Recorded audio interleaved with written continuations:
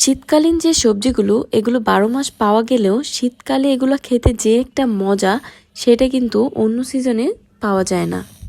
আসলে এই সিজনটাতে সবজিগুলো খেতেও অনেক বেশি মজা লাগে, আবার সবজিগুলো অনেক তরতাজা থাকে। এমনিতেও আমার কাছে শীতকালটা কেন জানি অনেক বেশি ভালো লাগে।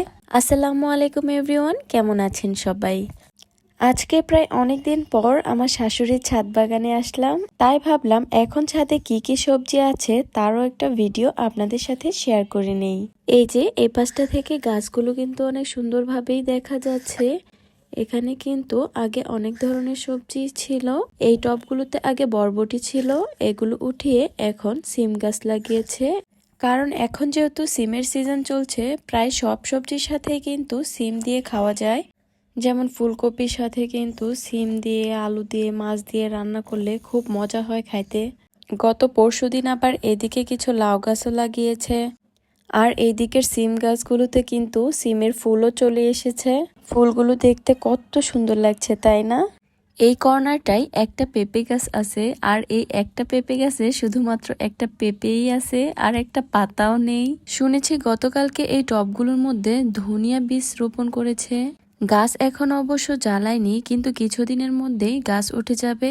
ধনিয়া পাতা কিন্তু প্রত্যেক দিনই দরকার হয়, কারণ প্রতিটা তরকারির সাথে কিন্তু ধনিয়া পাতা দিতে হয়। তাই আমার শাশুড়ি বুদ্ধি করে কিন্তু ধনিয়া পাতা লাগাই দিছে। আর এই তো বাসার সামনেই কিন্তু একটা মাঠ আছে, আর এই পাশটাতে আছে একটা বড়ই গাছ। কিছুদিন পরই কিন্তু এই গাছে বড়ই চলে আসবে।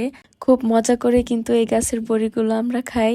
এই তো এইদিকে কিন্তু শীত আসার আগেই সবাই শীতের প্রস্তুতি নেওয়া শুরু করে দিয়েছে। যার বাসায় যত কাঁথা কম্বল যা আছে সবকিছুই ধোয়া দেয় শুরু করে দিছে। এই জন্য কিন্তু ছাদ ভর্তি এতগুলা কাপড়। ছাদের এই অংশটাতেও কিন্তু সিম গাছ লাগাইছে। এই সিম গাছগুলোর সাথে কিন্তু আরো অনেক অনেক ধরনের গাছই আছে, কিন্তু হঠাৎ করে গাছ দেখতে আসলে যাওয়া হয় আর কি। সব গাছ আসলে চিনি না আমি।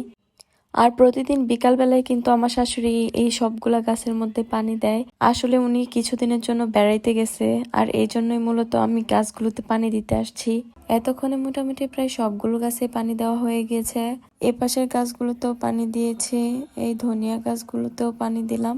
আর এই তো কিছুক্ষণের মধ্যে সন্ধ্যা হয়ে যাবে, আজানও পড়ে যাবে। আমি ছাদ থেকে কিছু পুঁইশাক পাতা তুলছিলাম, এখন এই চাবি আর পুঁইশাক পাতা নিয়ে বাসায় চলে যাচ্ছি। তো আজকের ভিডিওটি এই পর্যন্তই। ভিডিওটি কেমন লাগলো অবশ্যই কিন্তু কমেন্ট করে জানাবেন। দেখা হবে আবারও একটি সুন্দর ভিডিওতে। সে পর্যন্ত সবাই ভালো থাকেন। আল্লাহ হাফেজ।